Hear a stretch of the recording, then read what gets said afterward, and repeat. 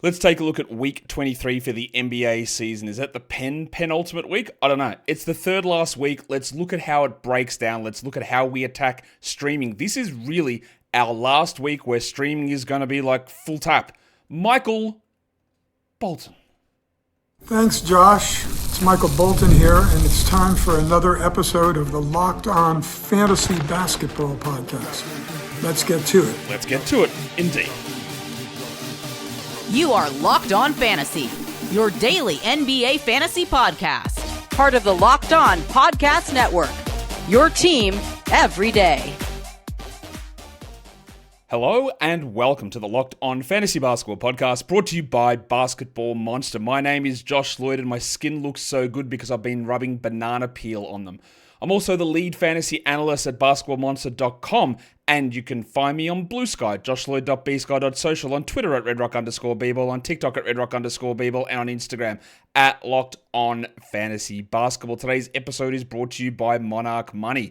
Take control of your finances with Monarch Money. Use the code LOCKEDONNBA at monarchmoney.com for 50% off your first year. Also, check out lockedondaily.com and sign up for a few free NBA newsletter over there at lockedondaily.com. And also double bang this and subscribe and follow. Like I've said many times, plenty of off-season stuff that will come. Some of you, your season is over tomorrow. I get that because that is the date that I recommended. And I know that many people go, well, we should just need to start at the All-Star break. The recommended week that I had starts 1 week after the All-Star break, and I'm going to do an assessment of this after the season, one of the many things we do, and just look at, hey, what actually happened? Because this week, I agree, it's been very, very weird. There's been so many strange things happening, and we'll go into all that at the end of the season. We'll assess whether this is the correct week or not or whatever. But again, like if you want to hang around, even though your fantasy season's done, and just chill out, talk in the comments, just crack jokes and see what's going on, by all means. Or if you take a couple of weeks off, come back in the off-season where we're doing stuff that's not really specific to a fantasy league as such. It's a lot of other stuff that we go through, just NBA content, fantasy content, reviews, recaps, previews, all of that sort of thing. We are here in week 23, like I said. Some of you may still be going. For some absolute idiot leagues that are running, this is the first week of the fantasy playoffs, which is insane. This is the second week of Yahoo's default, also insane. I do not know why they refuse to change it, but they don't. Well, they do refuse. They just won't change it, and hopefully they make a decision on that next season. We'll see. But we're still going. We're going all the way through. Don't panic. Everything is going to be the same all the way through to the end of the regular season. We're doing all of that. It is World Bear Day today. So if you, your favorite bear, if you want to go... No, the animals. Okay. Polar bears, grizzly bears, brown bears, black bears... Not koala bears. They're not real bears. They're not even koala bears. They're just called koalas. Panda bear? I don't even think that's a real thing either. I think they're just pandas. We call a lot of things bears, don't we? That maybe it just aren't quite a bear. Anyway, shout out to grizzlies. All right. Let's take a look at the schedule for this week. Let's have a look at how it plays out and how we make sense of it. As I do that, I realized that at the top of this thing, I put week 22. And of course, it's not week 22. It's week 23 of the NBA season because I'm an idiot. It is also, obviously, matchup 21 for Yahoo as well. But it's actually week 23. We're talking about the week that begins on March the 24th, running through to March the 30th. And like I said at the beginning of the show, this is the last perfect stream week. Look at that. That is, if I hadn't already done it, I would have lifted this desktop without my hands, easy. Because that is just perfection. 8 games Monday, 8 games Tuesday, 6 games Wednesday. Very low Wednesday. 8 games Thursday, 7 games Friday, 7 games Saturday, 8 games Sunday. And I know that someone in the comments or the chat is going to be writing this comment right now. Oh, they're doing it because of the NCAA tournament. Okay. They might be. And why are they doing that? Oh, because, just not as, there's people watching different things and this makes it easy. I know. Yeah, easy. It does. You're right. This is a slightly lower volume week in total in terms of games, but if they want to make sure there's the right amount of games for people to watch during the week and they're doing it because of the tournaments, I just do it the same way literally every week. I don't know, it's so easy to do, I think. But what do I know? I'm not running a major network or league. I'm not. But this is perfect. I would be stunned if any of you watching this have any trouble streaming on these days. unless you run a system where you've got 5 starters and 8 bench or something, I think you're going to be pretty good on every one of these days to have at least 1 open slot, probably 2 for the large proportion of you guys. So how does the week play out? Like I said, it is slightly lower volume. The last couple of weeks we've been doing like 18 teams with 4 games and 12 teams with 3 games, or 10 teams with 3 and 2 with 2 or whatever. This week, the advantage goes to the 3s. We've got 14 teams that play 4 games and 16 teams that play 3 games. So if you have a 3-game player, you're not in as much of a disadvantaged spot as you would be in a week where there was 20 teams playing 4 and 10 playing 3. So the teams that play 4, they have the advantage. It's Brooklyn, Cleveland, Dallas, Indiana, the Lakers, the Bucks, the Knicks, the Magic, the Sixers, the Suns, the Kings, the Spurs, the Raptors, and the Wizards. And of course, that means that everybody else plays 16. Atlanta, Boston, Charlotte, Chicago. Also, shout out to Chicago. And I know I wrote it on Basketball Monster. I don't know if I said it on here, but this is what I said about the Tyus Jones injury. Is that he's going to be like, someone's going to report that he's reevaluated in 1 to 2 weeks, probably 2 weeks. I think I said probably 2 weeks. But anyway, I said reevaluated in like 1 to 2 weeks. And then the Bulls are going to come out and list him as doubtful. Now, I wasn't exactly spot on, but the Bulls came out and listed him questionable while he was in a walking boot, and while the report came out that said that, not to say Tyus, I meant Trey, where Trey Jones is reevaluated in 2 weeks. This is, if there's one thing that you get out of this show, out of everything that I do, is that I can spot patterns of bullshit. Memphis Grizzlies giving a grade designation on a strain, they're lying. A grade 3 is a 2, a 2 is a 1. They don't know what those things mean. Maybe the level of education in the medical system in Tennessee is probably not where it needs to be. I need to check up education stats. I don't know. Someone doesn't know what they're doing. Chicago, they will report that somebody's out, and then the official team listing will put something out making it seem like it's a miracle recovery, and it never is. I think that's 5 times this season. Might be 5 times this season that's happened. So, me, bullshit pattern detecting legend. Shout out to the guy. I can't remember. I wish I remembered your name off the top of my head. I think I don't want to say it wrong. I don't want to say it wrong, your name, but I know who you are, and you know who you are. That like every show, basically, he finds something weird, interesting, sus that I say during a show, and just writes Josh, bullshit detecting legend Lloyd, or something like that. Josh, gay man, legend Lloyd, or whatever. Shout out to that guy, who's always just finding the weirdest thing that I've said and turning it into a nickname. I love it. I appreciate it. So there's your schedule for the week. With the 4 games or 14 games for 4 games for 14 teams and 3 games for 16 teams. That's pretty easy. We're going to come back and talk streaming moves as well and look at weekly league ads also. Today's episode, though, is brought to you by Monarch Money. Have you ever checked into your bank? No, you know what? Monarch Money, I know the I don't need to ask whether they've checked their bank account because I know they've checked it and gone, bloody hell, where's the money gone? Maybe they didn't say using that exact verbiage, but they looked at it and said, I just cannot believe the money's gone. And I lost a lot of money through that accent, but that's okay because Monarch Money is your personal CFO. It gives you full visibility and control over your finances. Monarch Money is not just a budgeting app. It is a complete financial command center tracking all your accounts, your investments, and your spending in one place.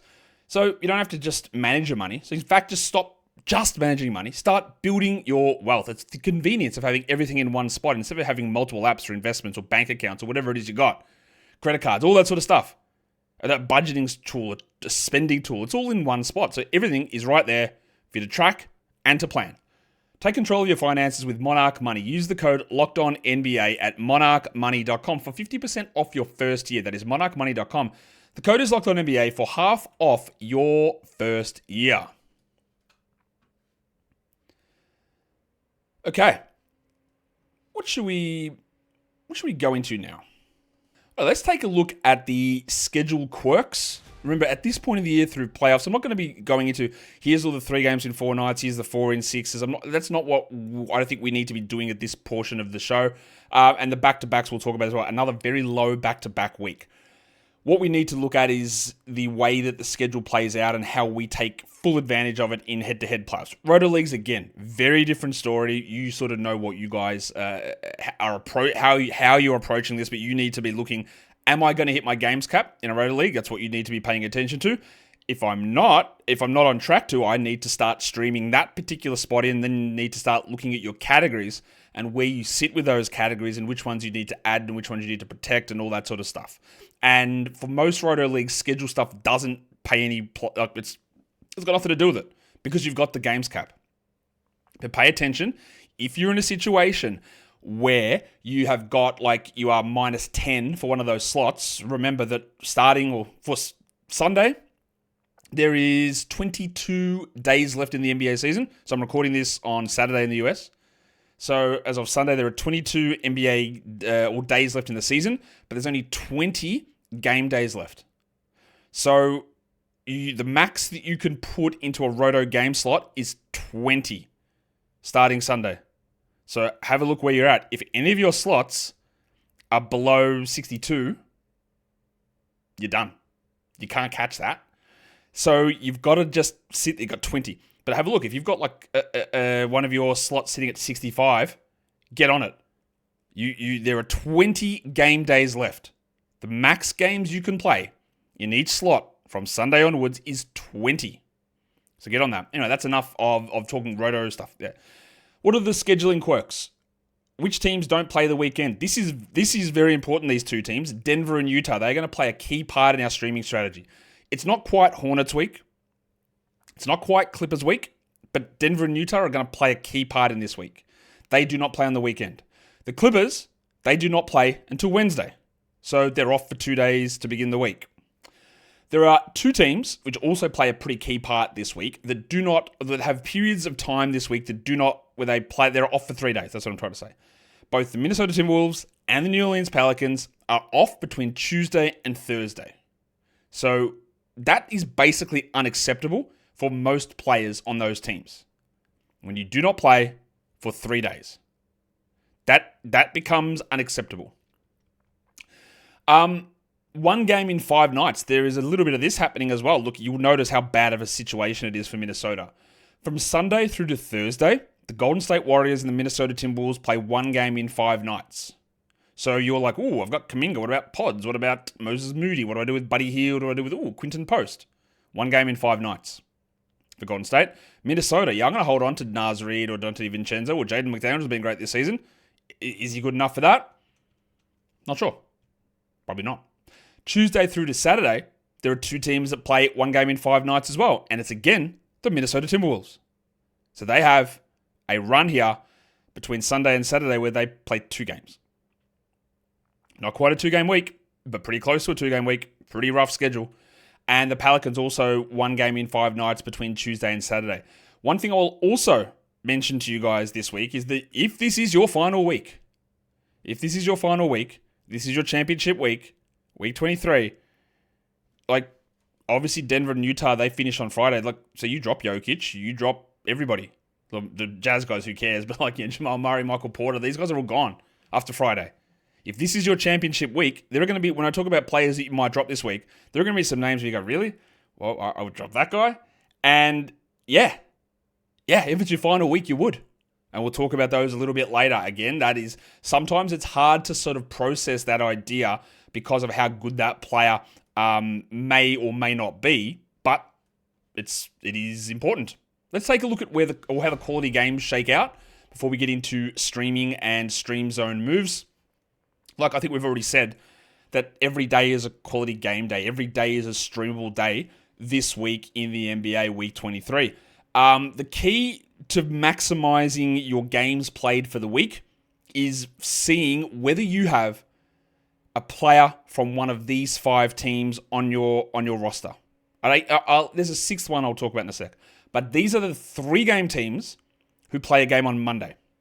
So it's Boston, Chicago, Denver, Minnesota, and the Pelicans. I'll put the Jazz in there because they're a 3 game team who doesn't play Monday, but they play Tuesday, Thursday, Friday.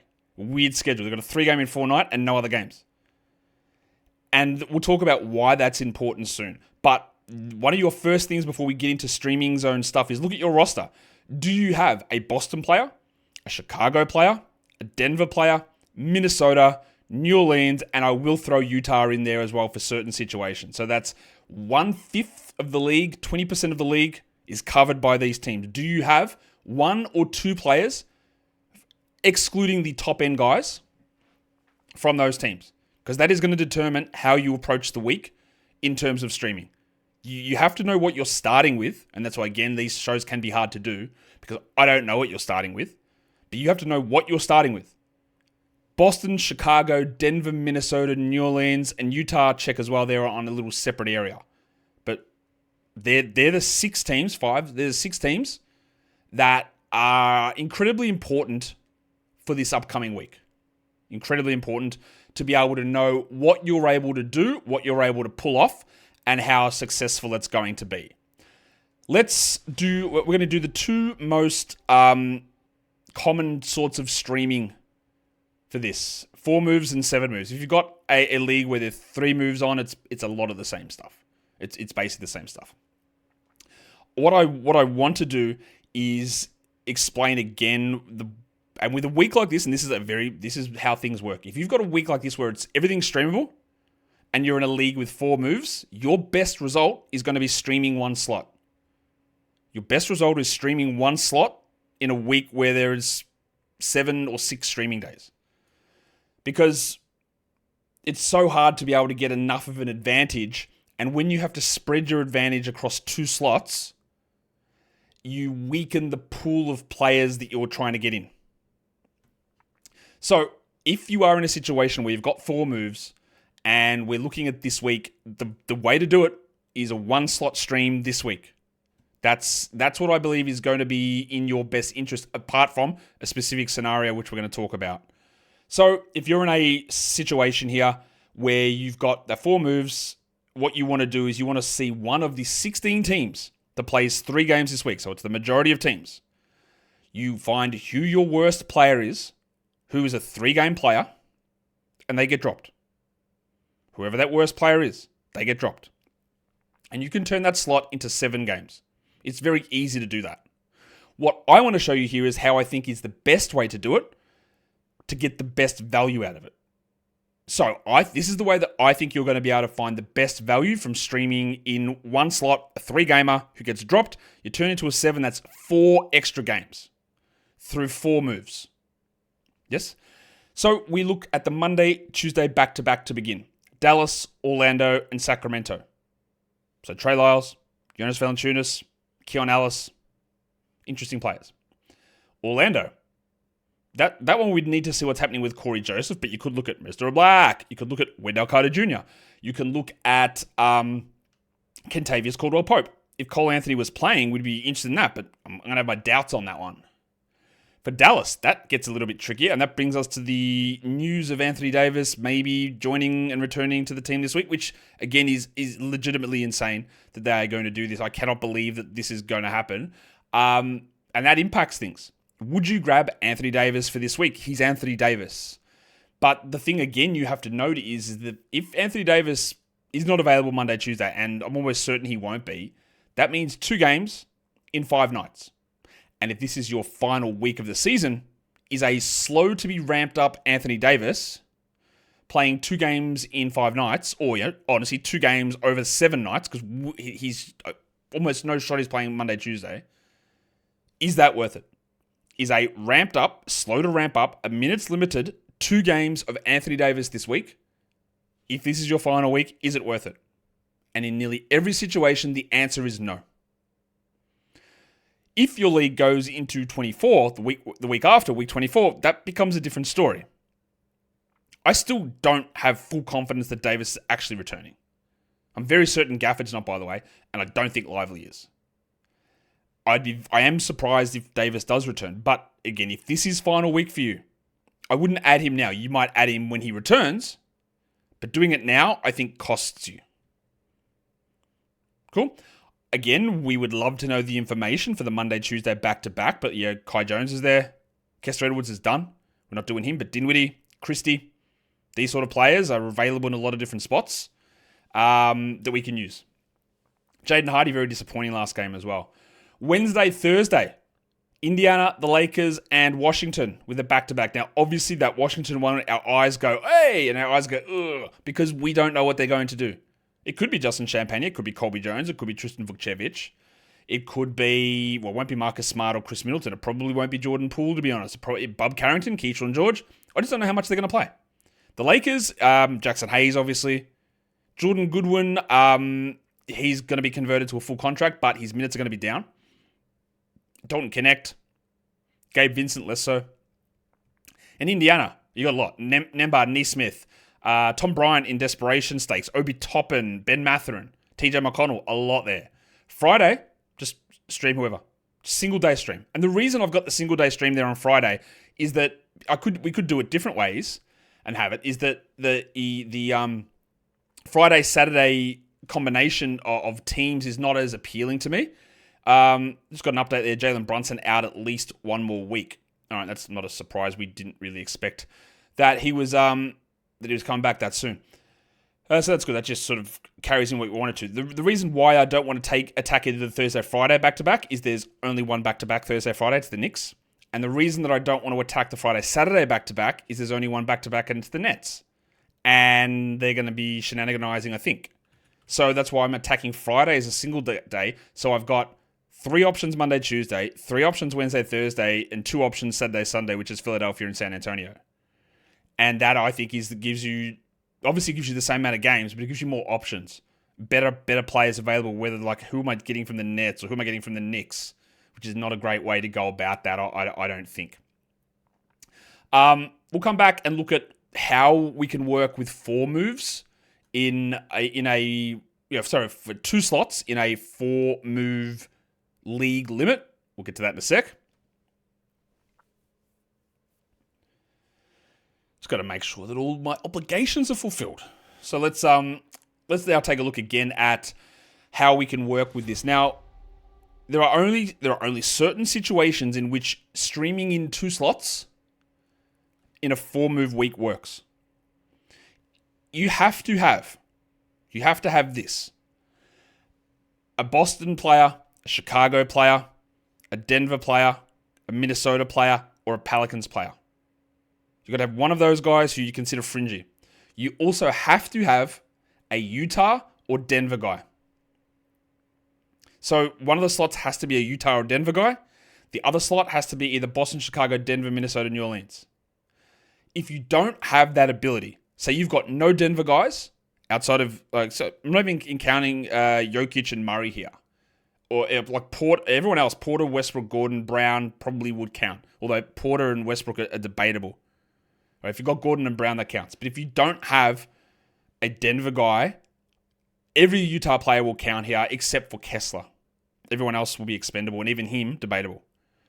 Because there is a back-to-back in the middle there. But if you don't have one of those guys to activate one of these slots, this is not worth it. This will turn 6 games into 12. That's a +6. You could easily stream 2 slots and turn 6 games into 10. It's easy done. But that is 4 extra games. When I could just use 1 slot and turn 3 into 7. I gain nothing from doing two slot streaming. Unless I've got this specific scenario. I've got a Denver or Utah guy for 1 slot, and then a Celtic, Bull, Nugget, Wolf, or Pelican for the other slot. Has to be that. And even then, it gets iffy. So in that Boston, Chicago, Denver, Minnesota, New Orleans slot, you hold that player on Monday. And those guys, I select those guys because after Monday, they have 2 games for the rest of the week. So you hold that player on Monday. And then the problem there is, I said about the Knicks having the back-to-back. I gave you the wrong dates for the Knicks back-to-back, by the way. The Knicks back-to-back is Tuesday, Wednesday, which obviously is not a great spot to be. That's not an ideal scenario for that.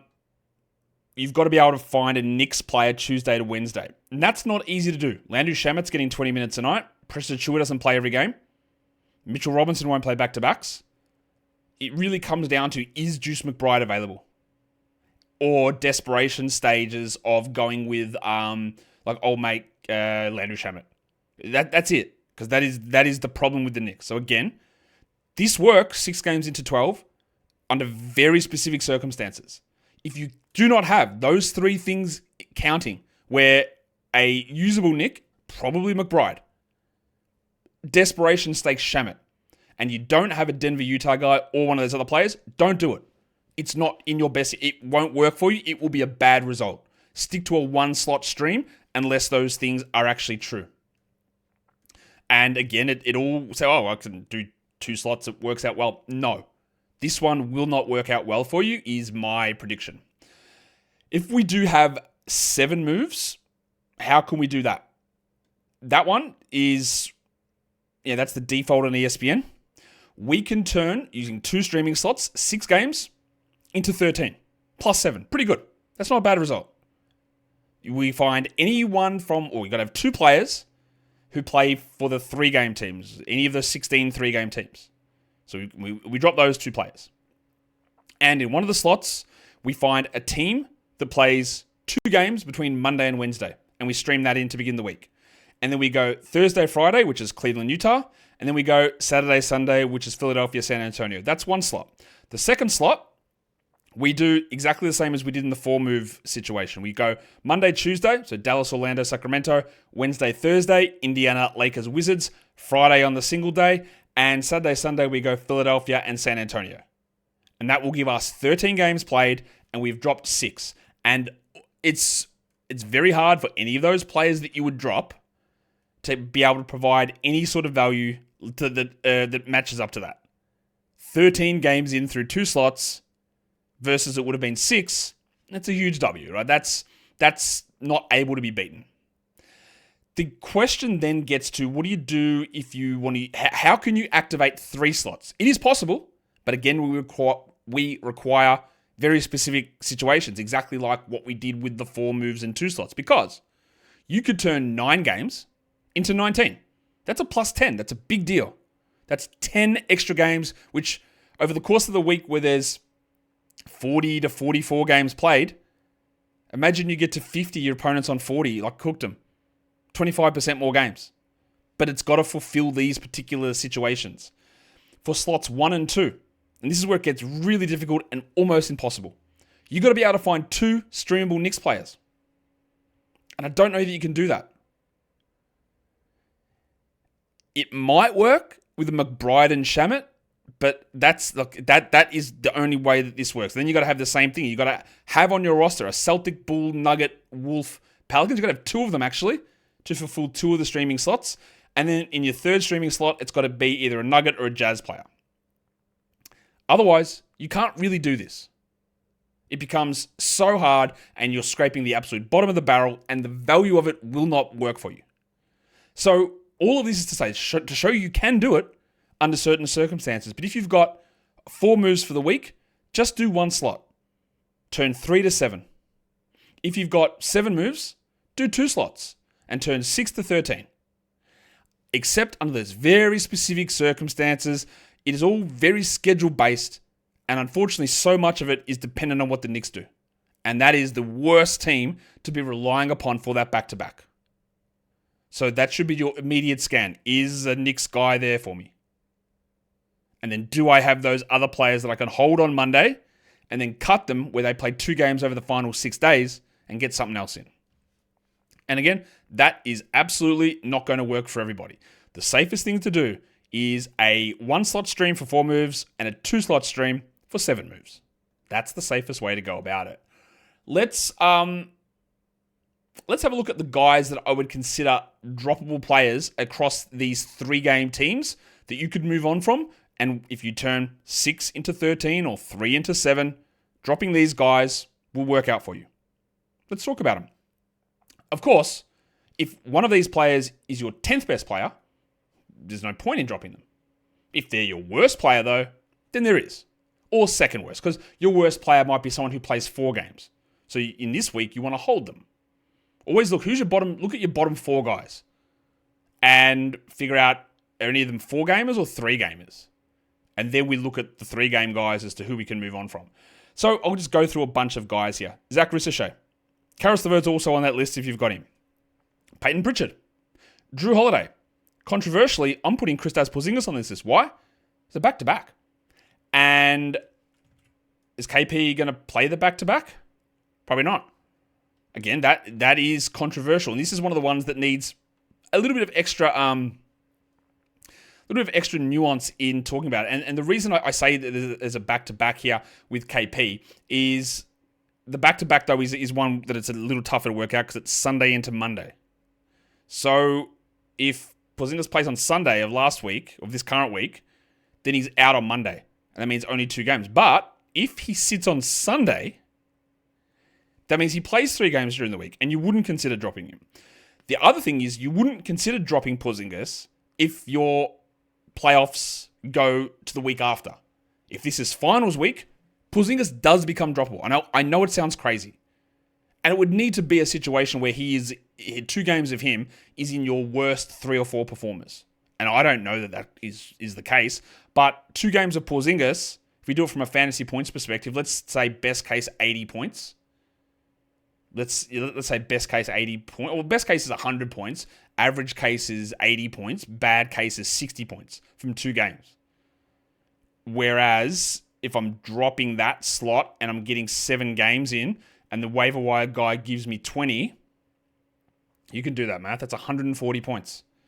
That would mean Porzingis, if he's playing 2 games this week, would need to average 70 points a game to get even to it, or need to average 50 a game to even come close. And it's still not even close. But it's going to depend on, is he out Sunday? What does he do Monday? And is it your final week? Kevin Huerter. I know it's a hot pickup to add Kevin Huerter with Trey Jones out. Trey Jones is out for 2 weeks plus. So he's done. He's a drop, Trey Jones.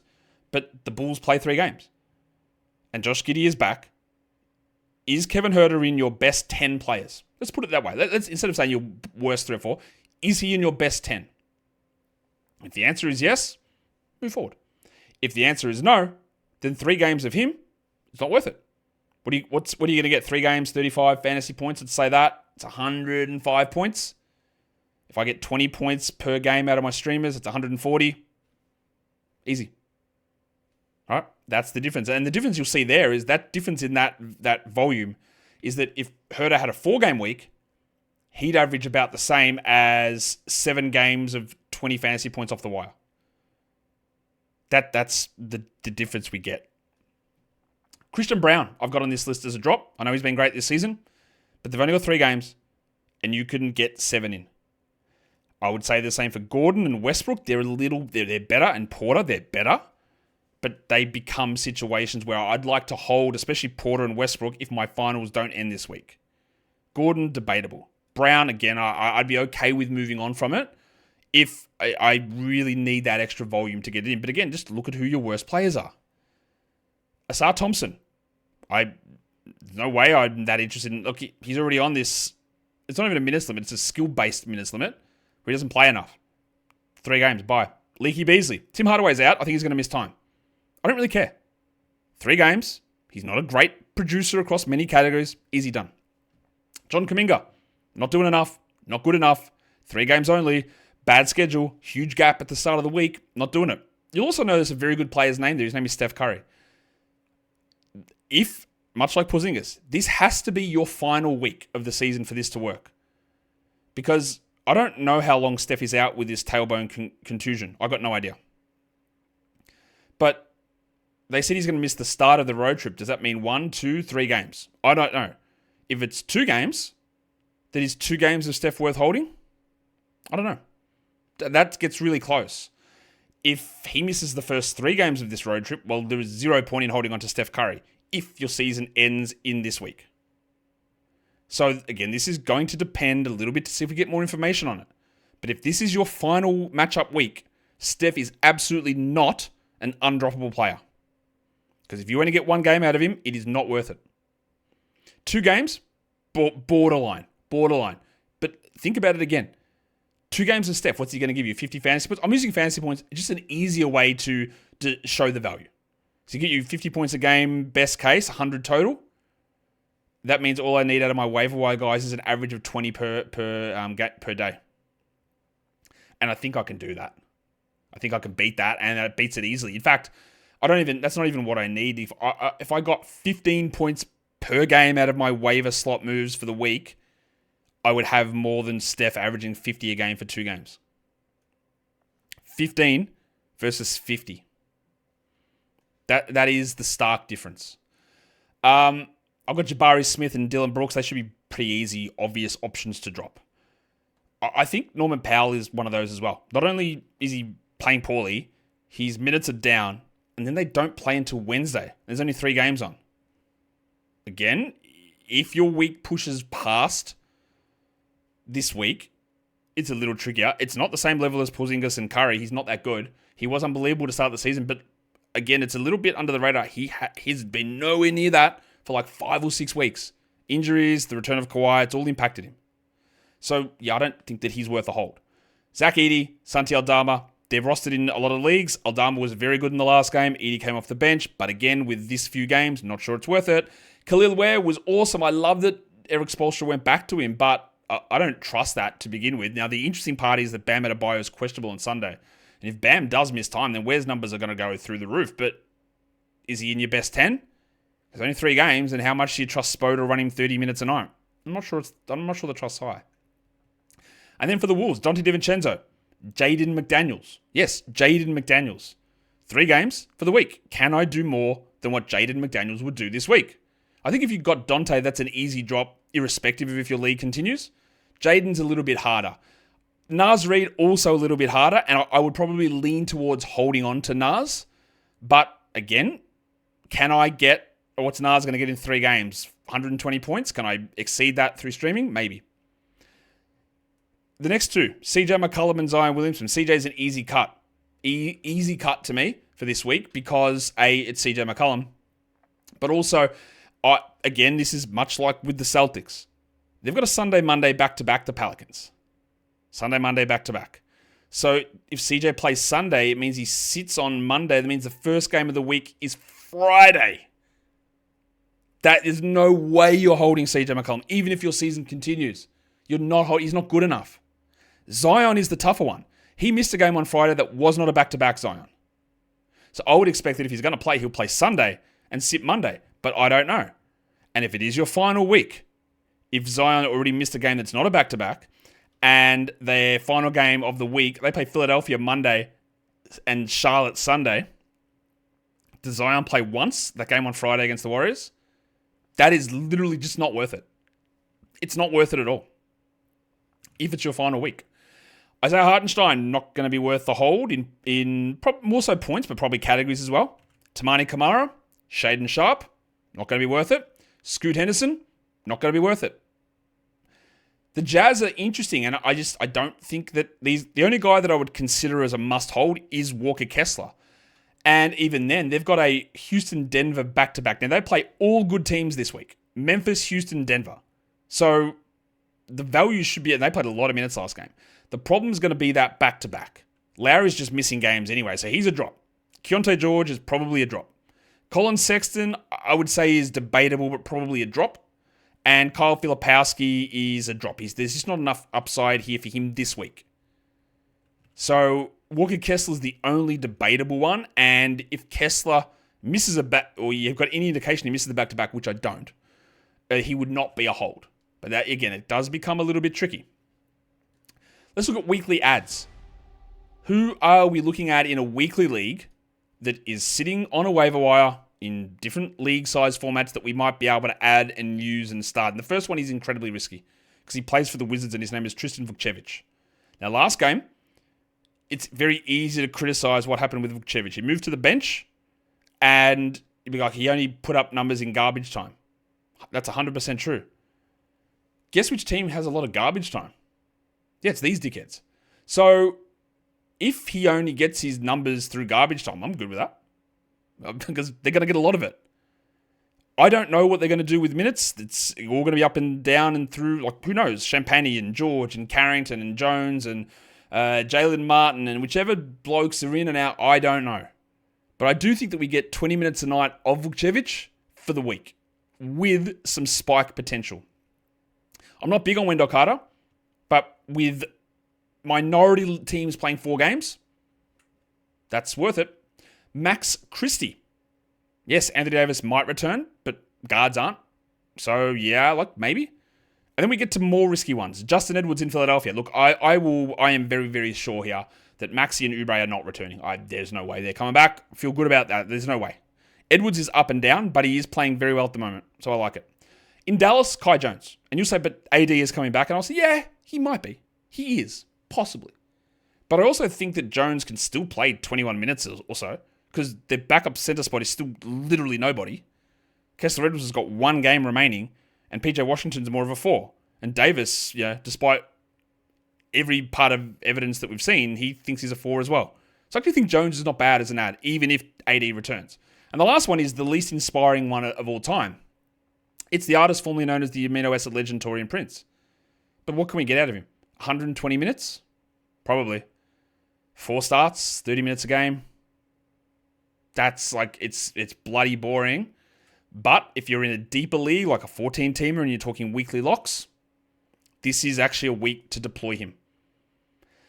And that is a week 23 preview. Understand the things that you need to understand for the week. Where, do you have players from those particular teams? Boston, Chicago, I'm trying to remember this off the top of my head. Boston, Chicago, Denver, Minnesota, New Orleans, or Utah. Do you have those guys on your team? That opens things up. It opens your ability to stream up for more slots. Is this your final week of the season? If so, Steph, Porzingis, Zion might be droppable.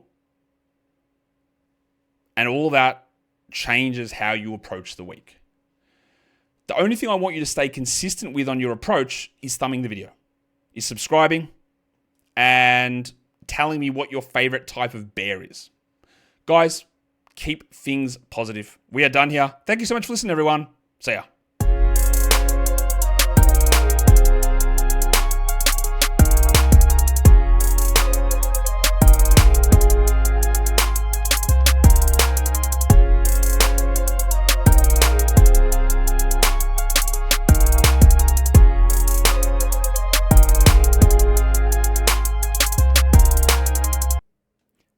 Thank you.